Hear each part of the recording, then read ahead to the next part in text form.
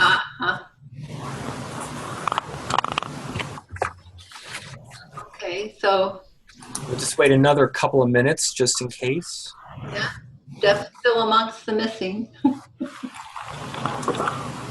Bill, do you know if Priscilla was planning on joining us tonight? Well, based on what I indicated earlier, I thought maybe she was one of the several that was going to the central location, so I don't really know anything more about it than that. Okay. Is that for tomorrow night session, Bill? I know our local president said that he was making those facilities available. What I'm just wondering is if not enough people signed up. That I don't know. He was aware, he's my boss, and he was aware I'm doing this from home. So the only one I'm showing for tomorrow from Carlsbad is Juan Dorado. Juan Dorado, yeah. Now I did talk to him, and he seems pretty excited about this. So yeah, so he's good to go. But the room part. Now we're going to be doing other pilots later this year where we're going to be in different rooms, so that may work better for that application. So. And I will let you all know, I work with 2 screens. Okay. And so that I can see you and hear you the best, I'm looking at you on my big screen, which means that my head will be turned toward the side because my video camera and my microphone are on my little screen. Got it. Well, the good thing is we're not hearing any feedback from your having 2 systems going, so that's working out well. Yep. But I only have 1 microphone, 1 video camera. It's just that I use an auxiliary screen because I need it for web design work. Okay. So I'll be doing probably a lot more head turning, that's all. No, you got to wag your head up and down a little bit. Otherwise, it looks like you're saying no. Okay, I'll try to turn just slowly.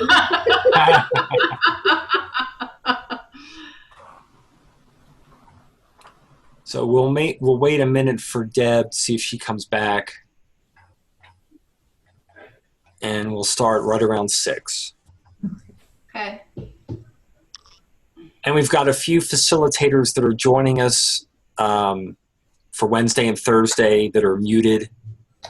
But what I'm going to ask for those of you who are muted is to, when we do introductions, unmute so we can all introduce and then remute. Will do.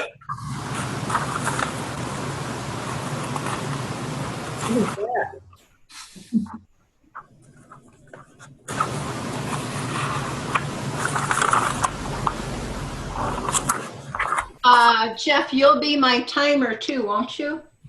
Since I don't see the clock. Sure, I will do that. Okay. It shouldn't be a problem, but my 1 clock here is always fast by 7 minutes. Okay, Deb is back. Hi. Hi, how are you? I'm good. I was just making my dinner. Awesome. So let's go ahead and start. We're not sure if Priscilla from Carlsbad is going to be joining us. I was mentioning to the other facilitators that we had literally within the last half hour, 3 people that were supposed to join us tonight dropped. 1, because she was having intranet issues. And 2, because they didn't need to take part 1, as it turned out. So we will move forward. Let's go ahead and just do some introductions. Your name and your club and your role, including the facilitators will be part of this on Wednesday and Thursday. I'm going to go from my top left to my bottom right. Cheryl. I'm on your right here. Okay. I'm Cheryl Ford Minzy and from the Santa Fe Club, what we call the Santa Fe. And I'm going to be talking and discussing my Rotary World. Awesome. And I am Jeff Weinrack from the Albuquerque Del Sol Club. That's the Breakfast Club. And I'm the district coordinator for RGA and whether I like it or not, I'm kind of responsible for all this distance learning stuff. So I certainly appreciate all of your participation as we test all this. Mary? I'm Mary Bresnahan, and I'm with the Albuquerque Sandia Club. We're the Brown Bag Club, and I'm president this year and helping Jeff out. I've done other RGA presentations. Excellent, thank you. Deb Lyle, and we have to get it whether it's Deb or Deborah. So Deb Lyles. She's turned off. Oh, you're on mute. I am. Okay. Sorry, I unmuted. Formerly, I'm Deborah, but my friends and family call me Deb. So, Okay. Deborah Lyles, and I'm from the Hobbs Rotary Club, and currently I'm the president. Awesome. How's your year going? It's been a very good year so far. Excellent. Thank you. Thank you. Bill? I'm Bill Finley from the Carlsbad Rotary Club. I've only been a member for a little over a year, but they talked me into being a sergeant at arms this year, so I'm having some fun with that. That's great. Great. Thank you. Deborah? And I'm Deborah Gullo, prefer Deborah, and I'm from the Rio Rancho Sunrise Club. We're a very early breakfast club. And Bill, I too am Sergeant at Arms this year for my club. This is my second stint. They asked me to reprise what I had done a couple of years ago.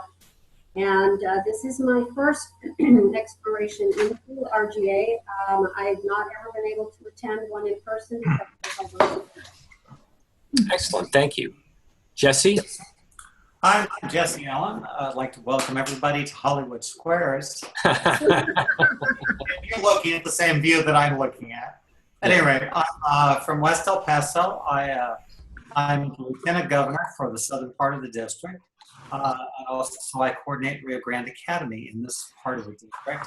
Next, I'll be taking over for Jeff as he moves on to district trainer. And so I've been running Rio Grande Academy sessions now for a couple of years now. Looking forward to the online learning. Awesome. Thank you. Dominic? Hi, I'm Dominic Bernardi. I'm with the Rotary Club of Albuquerque. I'm a facilitator. I will be teaching, or I will be facilitating the foundation session on Wednesday and Thursday, and I'm looking forward to being with you. Thank you. And Marshall? Yeah, I'm Marshall Poole with the Las Vegas, New Mexico Club. Bill and Deborah, I'm also Sergeant at Arms of my club, past president. And like Jeff and Jesse, I work with the distance learning in our district. Excellent. Thank you all very much. So I sent out a revised agenda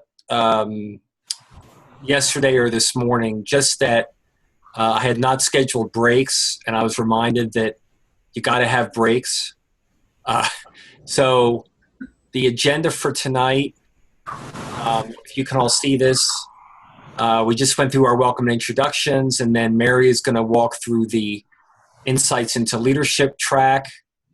Then we'll take a 5-minute break if needed. And then Cheryl will take us through my Rotary World. We'll take another break if needed. And then I will do the last session tonight on ethics and vocational service. And if all goes well, we'll be done right around 8:30.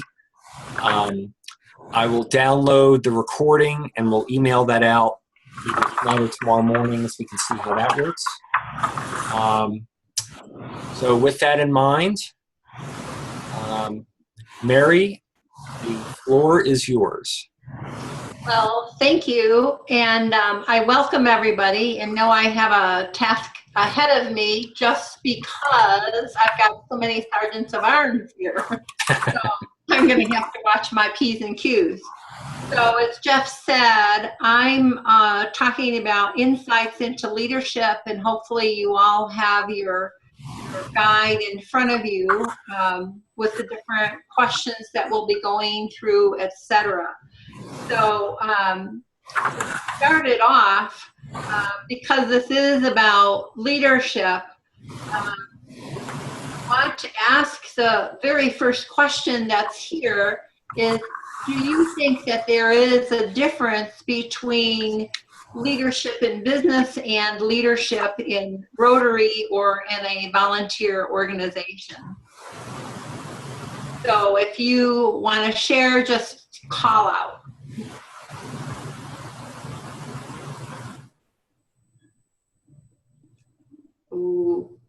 Okay, Deborah, I'll call on you. Deborah, what are your thoughts? Well, I think that it depends on the position that one is in, as to the fact that there's a difference perhaps between leadership in business and leadership in Rotary. And I think you can also turn that the other way around. It depends on the position one is in Rotary as to the difference between leadership in Rotary and leadership in business. And so if that sounds a little convoluted or complex, I apologize for that. But I think the role of a leader in Rotary is much more about consensus building. Much more about what? Consensus building and learning to work together on things. And that's not always the case in business. Okay. Deb, do you have some input on this? Deb. You're muted, Deb. I know, I'm staying muted. It had cut out whenever you were talking, and so I missed part of the question. I'm sorry. Okay, I asked if you think that there is a difference between leadership in business versus leadership in Rotary or a volunteer organization. I wouldn't say there's so much a difference in my opinion. I think that the two collaborate very well, especially since most of the members in Rotary are business leaders, or especially in our Rotary Club, they're leaders in the business community. So I don't see much of a difference. Okay, Bill? Well, I'm sort of a hybrid. I'm from higher education, so our leaders have to herd cats around. We've got faculty and staff, exempt, non-exempt. And so it's really important for leaders to get their team to go in the same direction, which is often very difficult. On the club side, where everything's pretty much voluntary, you've already got some people that have a pretty good incentive to help the community or other things. So you don't have to sort of fight that battle to get everybody in the same direction because they're already thinking that way. Yeah. Okay, okay, but they may, if I may put in, the focus may be similar, but what they want to do within the community may be different. And there you get the herding of cats because you may have a bunch of leaders in Rotary, and so there's sometimes a little bit of that going on. So as we go through this, we're going to talk about different Rotary styles, and that may impact kind of what you said, Deborah. And so we'll stay focused or just keep our ear open for that a little bit as we go further. Now I'm gonna put up my flip chart, my notepad to share the screen, and Jeff is going to be my scribe. And so what I want to do here is to ask you what you think some of the traits are of a, what some of the traits are of a good leader. So you can just call out whatever comes to mind. This is Deborah, a good communicator. Okay. A good listener. Okay. Whoops. I guess it's and a good speller. Not necessarily. Bill? Well, I guess I take sort of a historian's perspective. I like to think back to who I thought was a great leader. And they always have the ability to choose wisely in the human resource area, but then they're able to delegate once they choose the folks that they want to do certain things and give them a direction and let them do it. So I'm not sure how to put that in few words. Okay, so a good delegator for one, but choosing their leaders wisely is part of what I'm hearing. Yeah. Yeah, I always think back to Lincoln during the Civil War and stuff. I mean, it took him a while to find his right underlings, but once he did, he just pointed in the right direction and said, "I have faith in you." Well, and lots of people thought he was crazy. If you ever have an opportunity to go through the Lincoln Museum in Springfield, Illinois, it's awesome. Okay, anything else, Deborah? I think they have to be, or have a willingness to change and shift direction or focus when needed. Okay, still some flexibility. Mm-hmm. Okay. Hold on just a second. Something happened to my screen and... Me too. Everybody? Screen? There we go. Hold on. Willingness.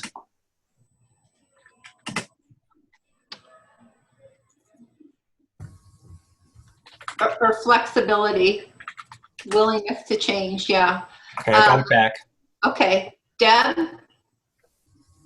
I'm drawing a blank, even though I've done this before and I have all the answers. Well, I'm glad you have all the answers. You can fill us in later. Yeah, I was actually, what I was thinking in my head was, willing to, like, being able to adapt, but it kind of goes back to, like, change and being flexible. Adapt was what I was thinking, but. Okay. I'll come back to me. Serve. Pardon me? Willing to serve. Willing to serve. When we think about the Rotary motto, it's service above self. So our leaders in Rotary have to be able to provide good service. Okay, so if I say they want to provide service, who are they providing service to?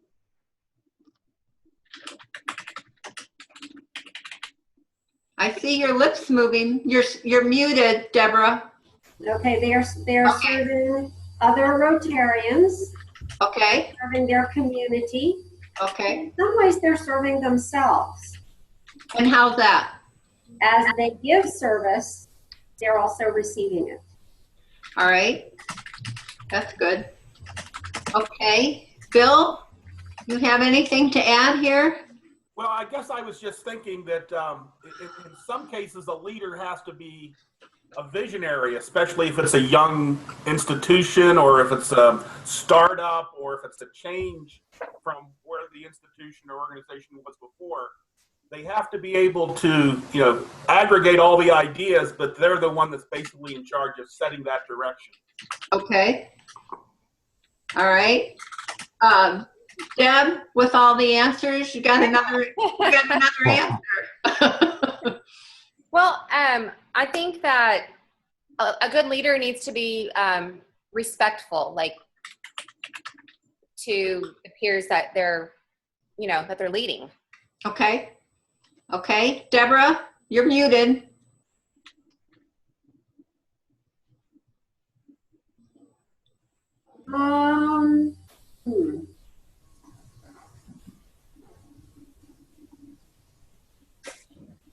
I think they have to be, this shows you kind of a little bit more, I guess, about who I am and what I do in my regular everyday life. I think a good leader has to be very well grounded. They have to have both feet on the ground. Okay. Does anybody have any more to add? And I'm going to throw in maybe a couple and see what you think about them. Mary, this is Jeff. Can I add one? If you say pretty, please. Take abuse well. Takes abuse well. Okay. Sorry, that's just personal experience. Yeah. Well, I mean, you could get a lot of complaints from a lot of different directions, which can be part of that herding cats thing. Oh, yeah. Well, a good leader also has to have ethics, otherwise nobody will follow them. Good. Yep. Thank you. Thank you. I was kind of going in that ethics and integrity.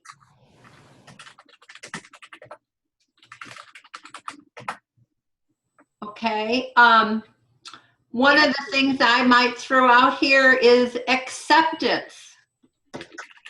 They have to be able to accept what others say and accept their points of view because they may not always be the same. Does that make some sense? Mm-hmm. Well, this is a little hard. I don't see the heads wagging, so. Okay. Well, I think that's what Jeff meant when he sort of meant thick skin. I mean, sometimes you're going to get critique from within and external, so you have to be able to accept that. Well, and more than just that, just accepting other ideas. So, and I don't think that's necessarily good. That could be part of being a good listener. Excuse me. So I've in the past I heard the word trustworthy, and and that for me has many layers, and part of that is the acceptance. But one of the final things that I think is part of a good leader is their ability to influence others. Does that make some sense to all of you? Okay. Deb or Deborah, do you have anything else to add here? I had just kind of mentioned earlier, they need to have energy. They need to be energetic, excited about what they're doing. Enthusiasm. Yeah, good. Okay. Deborah, anything else from you?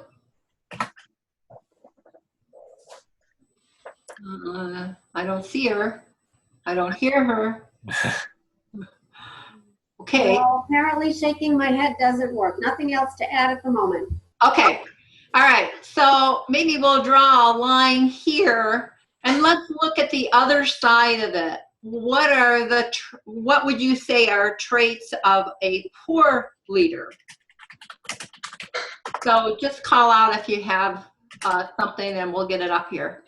Self-centered or egotistical. Okay. Deb's agreeing. Okay. Not being patient. Not patient, okay. Deb?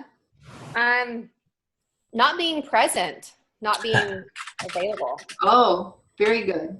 Okay. Keep going. Just call them out. Having the fear of change, like not wanting to accept change. Okay. Some of this I see they might have their own agenda. And that doesn't work so well. Bill? I'm still thinking.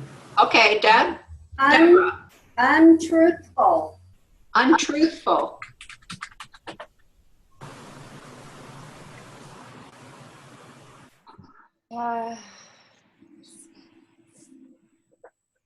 Maybe being indecisive. I would say that that's probably one of my one thing I need to get over is kind of being a wishy-washy, indecisive person.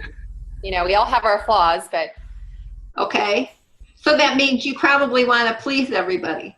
Exactly. And just like Jeff said, you cannot please everybody. I have realized that in a month. Okay. All right. So that just tells me something about your personality. Mary, can I add one and I'll be serious this time? That's okay, Jeff. Either way, you're welcome. It's similar to indecisive, but I think especially when many members of the club are already leaders, the leader of the club has to have an air of confidence about them, which is a little bit in the indecisive, but they have to be comfortable in their skin, be confident in what they're doing, because otherwise the signal will be that they're not going to be effective leaders and others will kind of come in and take over. Okay, so that should have been up under our good leader as someone who's confident. Okay. And so the opposite would be true under the poor leader, is to lack confidence. And maybe a slash direction with that. Because I think if you have a sense of direction, that helps with your confidence. Is that okay? Thinking back on one of my worst leaders, the fellow would come into a room after hearing some bad news and just take it out on the rest of us, even though we had nothing to do with it. So there was a really lack of control on his part to not be able to determine the environment he was in and what was the cause of some of his issues. Okay. Should I add anything, Bill, to lack of control? Or is that Well, kept? I just was thinking of lack of self-control. I mean, that's Self-control. Yeah. Yeah. Because I was going to say someone who is like too controlling, so someone who does not know how to delegate or work with a team. Mm-hmm.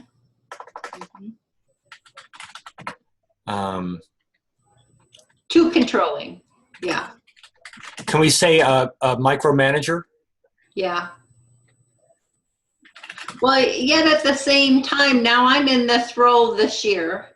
And so it seems to me we don't have a large club, and maybe it's because we are not a large club, but just knowing all the balls that are in the air and keeping them up there, kind of keeping tabs on them so they stay in the air.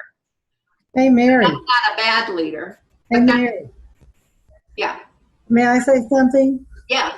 We have 22 past presidents in our club. Oh. whoa. Trying to be the president last year was a bit like herding cats.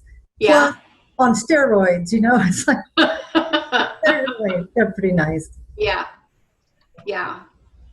So, I mean, I think of a lot of the things that we said about a good leader can also be traits of a bad leader. So from here, let's move on to our next thing.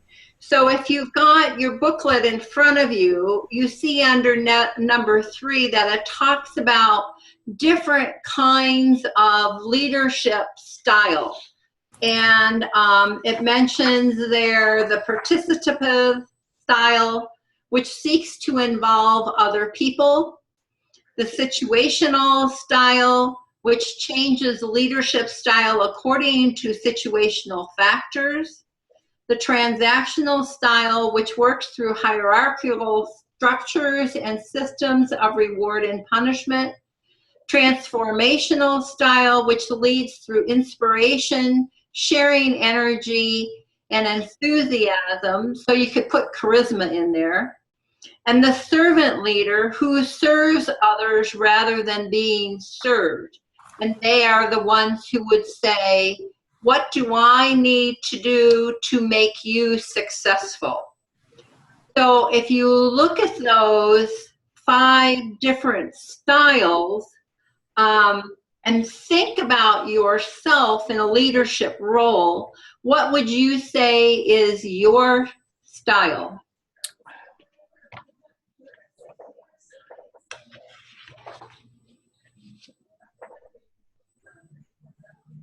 I'll pick Deborah because I can't see her.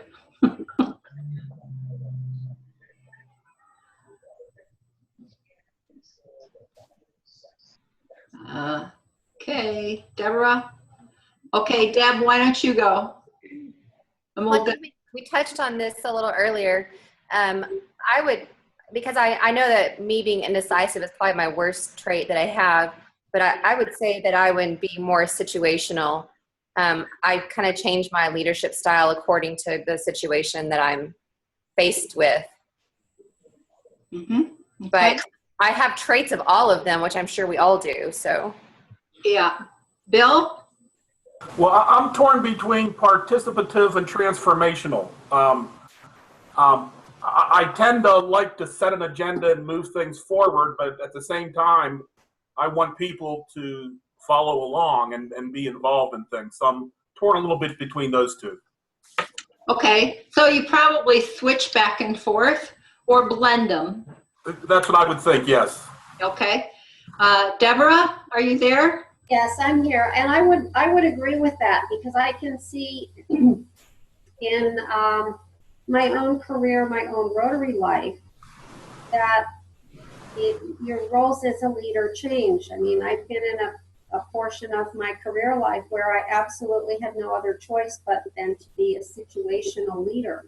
And other times my choice is always to involve other people. So to be participative.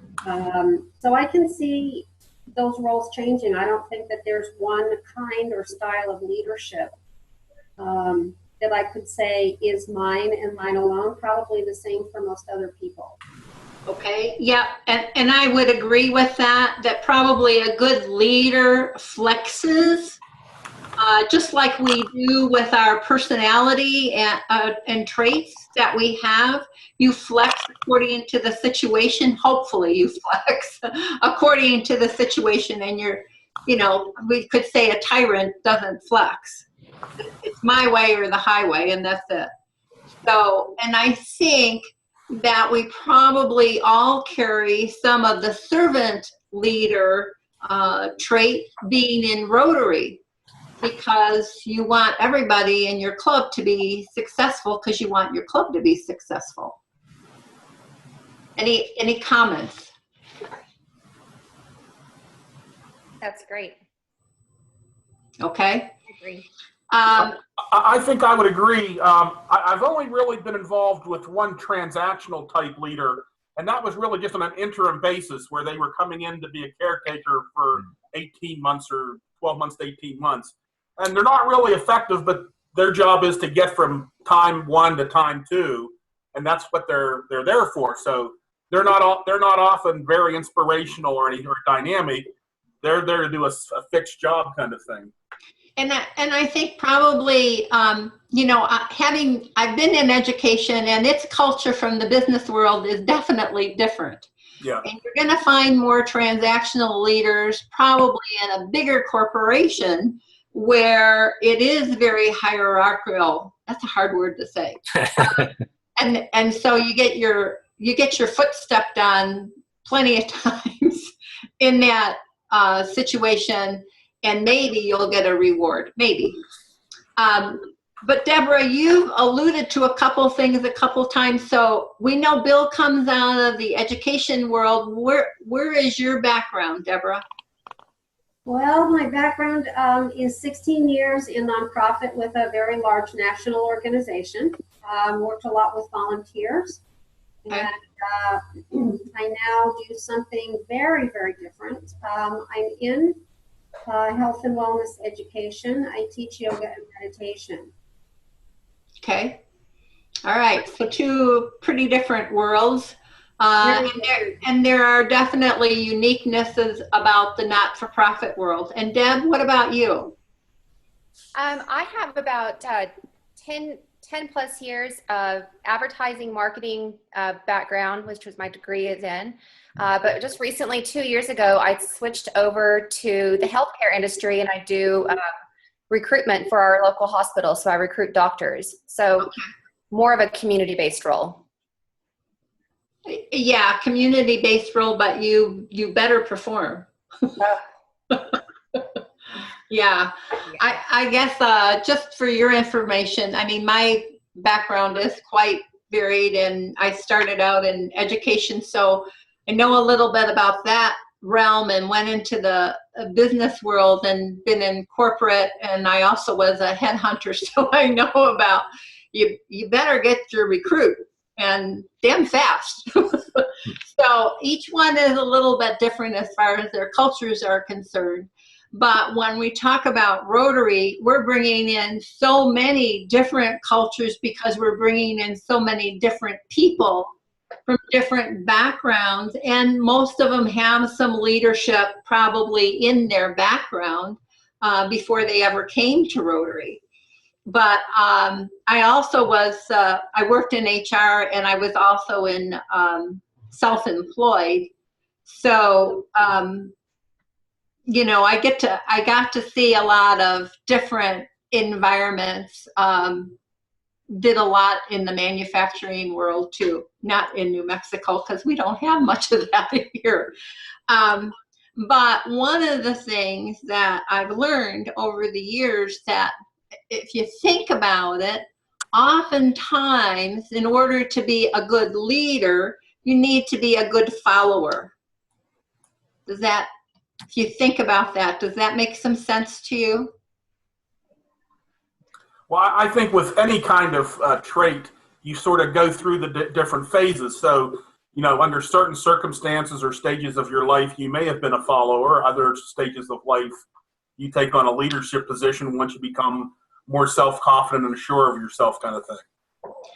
Right, and sometimes you're in a leadership role and somebody comes along and they have some skills that you don't have, and therefore you have to take a follower role and let that person with more expertise take the lead. So there you have to be a follower. If we're talking about someone who has that willingness to change and is flexible and is adaptable, we're not all good at the same things, as Deb pointed out. Mary, I added good follower to our list. Okay, good. Thank you.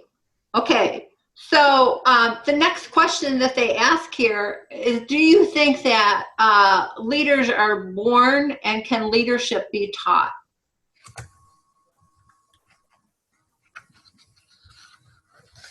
I think leadership's a learned trait. As you see other, it's like, in some ways, it's almost like teaching. You figure out who was the best person who taught you, and then you mimic them if you have to teach other people, kind of thing. So I think it's a learned trait. Okay.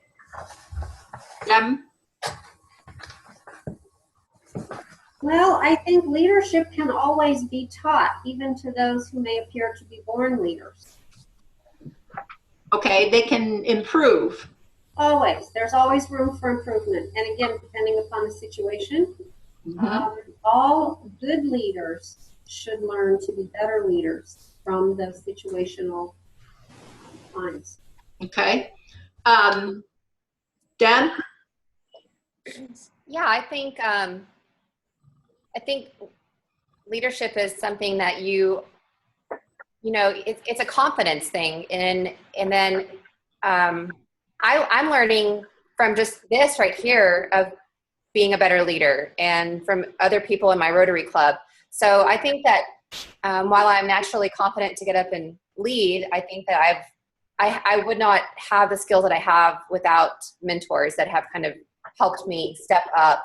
And I mean, I can just think of people right off the top of my head right now that have taught me what I know. And I hope that I would be able to teach people that are wanting to be leaders, that I can be a teacher. I think you bring up a really important point, is that mentoring for a leader, and you know, who was a good mentor in your lifetime, and other people that you pick up traits or learn from, as Bill said. Yet at the same time, I lost my thought. Anyway, but I think that sometimes leadership, if you've got a large group, could be really hard for an introvert, versus an extrovert can just, you know, carry it off. So an introvert is usually better in a smaller environment to lead, and yet they can be very impactful in what they say and what they do because they think it through, versus that extrovert might really fly by the seat of their pants. Well, not to throw in a whole different field here, but very often when I think of sports, and your leaders on team sports are usually those who are not only aggressively working towards a championship, but also have probably better skills and abilities than their other colleagues. So in some ways, there are some innate things that you have to have for leadership in some areas. Yeah, I mean, again, different people are going to be better at different things. And so that's what needs to be recognized, and let them step forward in the areas that they're strong in. And that's important as a leader, I think, in Rotary, is to recognize the strengths of the different people in your club so that you can call on them in the areas that they're strong in. Okay, I think we need to move forward here. So when we're talking about those areas where somebody might be strong in, and then choosing them to take a leadership role, what would you think motivates someone to step up to the plate and do something?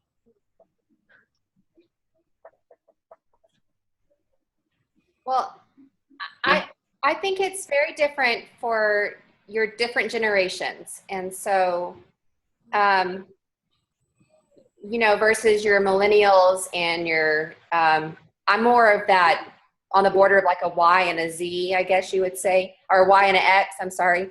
But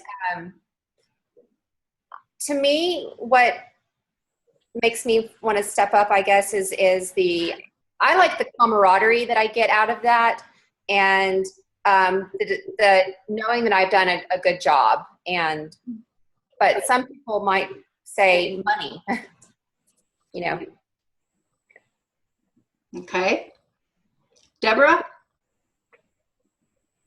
Well, I think, first of all, it depends on the individual. And Deb, you already brought that up. There's generational differences. There's personality differences.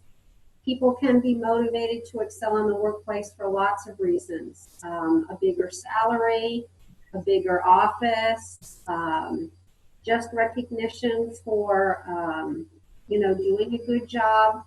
And some people are just purely motivated to excel because it makes them feel good. Okay, I want to hold the thought of recognition. You mentioned that recognition, so let's keep that word in mind. Bill? Well, I guess at this stage of my life, I don't really do it for recognition. I do it as a pay it forward kind of thing. People helped me earlier in life, and I think it's now time that I sort of pay that back. So I don't know what you classify that as, but you know, I don't go to meetings or raise money or be involved in things for the recognition of it at this point. But maybe when I was younger, that was something that I would have done. Okay, all right. So you're paying it forward, Bill, but what are you getting out of that? What? Well, if that's my goal to do that, then I obviously get some satisfaction out of it. Exactly. So it's a different kind of recognition, and maybe whoever it is you're helping says thank you, and so you get a satisfaction from that. So it's a different kind of recognition or an acknowledgement. Yeah. Okay. Mary, this is Jeff. Yes. Just a time check. You have 10 minutes. Oh boy. Okay. These subjects are always wonderful for me. But there was a book written a while ago, and I think this is true in Rotary just as it is in the work world.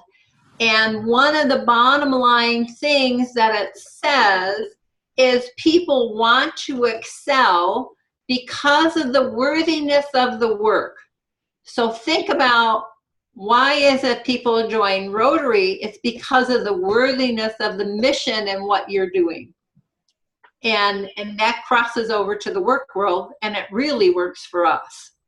So if you have some good vision and direction you're going in, and people see that as worthy, they're going to want to excel. That makes sense for you? Mm-hmm. Okay. So I'm going to skip a couple of things here. And number 8 in your book, it says, why are both leaders and followers important in an organization and in your Rotary Club? And we've talked about that because we need leaders who are chairs of committees, who will be the presidents, etc., of the club, but we also need people who are going to follow them. And so it kind of is a yin-yang crossover thing where you're doing, you're a good follower and you can be a good leader. Does that make some sense for you? Mm-hmm. Okay. So the last question here is, why is vision an important quality in a Rotary leader? So let's take all the things that we've talked about so far, and we've mentioned visionary. Whether you break that down into goals and tasks, why is that important?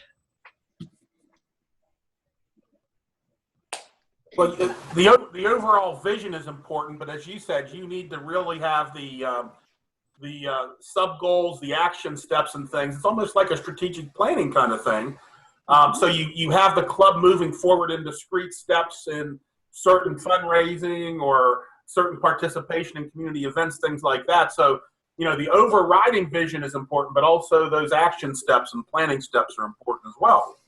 Okay. Deborah?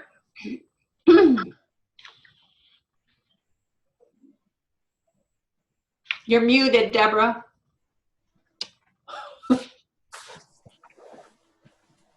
All right, that's better. I like to stay unmuted unless I'm ready to talk, and then I forget to turn Yeah. it down. I think that vision is important because if you can't see where you're going, it's hard to get there. Well, you don't know that you've arrived when you got there. That's right. There are lots of reasons for being able to have a broad field in perspective so that you can sort of do some of those other things that are traits of a good leader, like being a good listener, being respectful, being well-grounded, being also willing to change as the situation needs to change or has to change. And if you don't have any vision, you're not going to be able to see what you'll be able to do any of those things. Okay. Deb?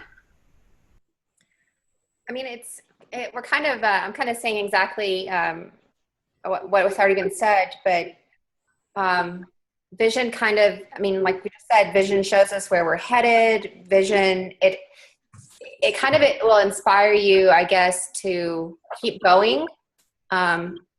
So there's always speed bumps in the road, and you know, if you keep your eye on the very end result, and you have your team underneath you, you have your leadership, you have your followers, then you can continue to get there, no matter if it takes you a year or 2 years or a month or 2 months. Mm-hmm. So I guess there's so many things to say, but that's kind of off the top of my head. Okay. And I think, you know, bringing up the different generations as you did, if we have a vision and worthiness of our work, I don't think it matters what generation you're from. It's having the vision and knowing that the work is worthy. That's going to inspire us no matter what our age is. So in closing, I have one last question I'd like to ask you, and you might need a minute to think about it, but what is the one thing out of this session that you're taking away?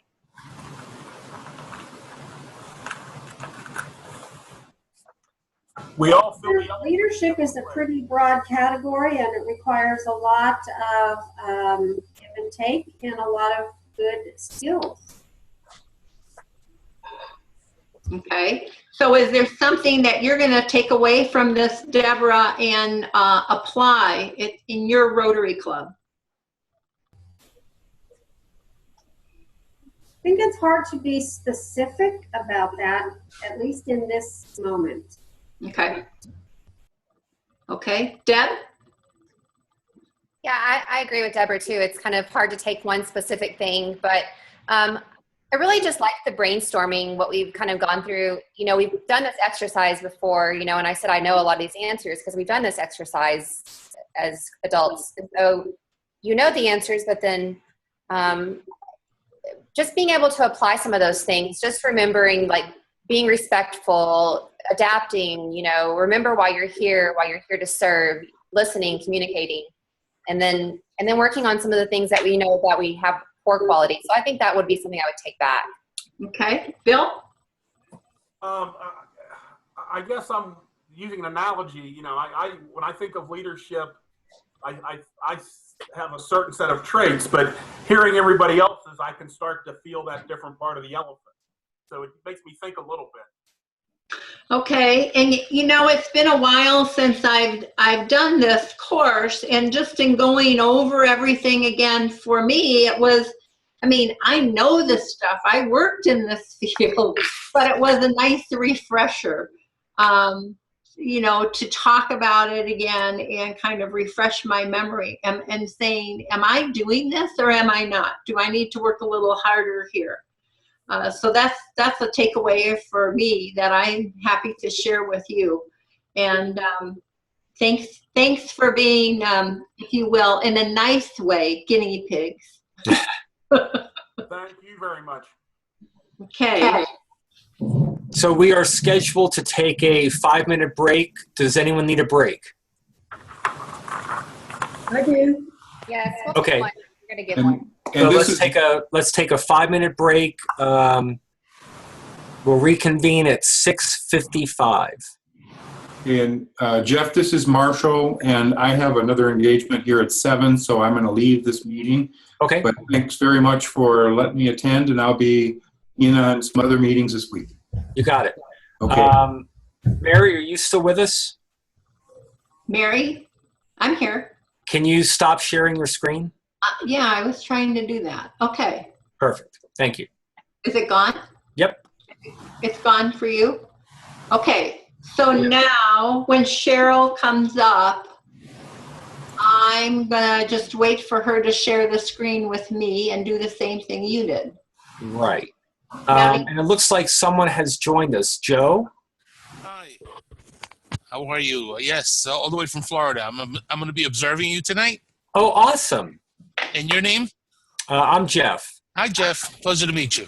So, Joe, are you in the same district as Diana White? I am not. I'm in District 6990, which is the southeast coast of Florida. And I will be joining Diana with her webinar. I mean, with her RLI online. So, immediate past district governor of 6990. Excellent. Well, we very much appreciate you joining us.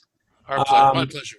What we asked when we get into the various sessions, although we're kind of small tonight, so it's not as big of a deal, but if the observers will mute and suspend video. No problem. But you know, with 3 people, we're not struggling with trying to remember who's an observer and who's not. So it's totally up to you. Okay. Maybe you'd like to tell us a little bit more about yourself, Joe, and then everybody can introduce themselves briefly. Sure. As I said, I'm immediate past district governor of my district is Fort Lauderdale, Miami, and Florida Keys, and 4 clubs in the Bahamas. We're a district of about 1,900 people. Been a Rotarian for 17 years, and been involved with RLI for about 10 years, and a discussion leader with RLI for about 10 years. Wonderful. Yep. Has Diana been forwarding to you materials and things that we were coming up with for this week? She has, yes. Okay. Yeah, and we had a meeting this morning, and that's where she made the recommendation that perhaps we should join in and observe and get a good feel for how this is going to go. Awesome. Well, thank you very much for joining us. Oh, my pleasure. Thanks for having me.